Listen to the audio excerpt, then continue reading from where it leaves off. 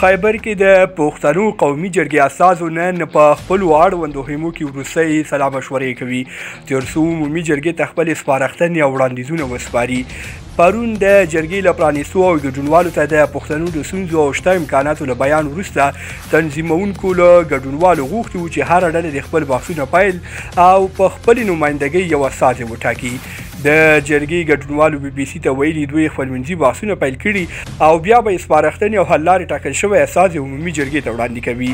ټاکل شوي د ولسوالیو په کچه 80 او د نورو ډګرونو 10 استازي چې ټول یې 80 کېږي وروستۍ پرېکړې وکړي.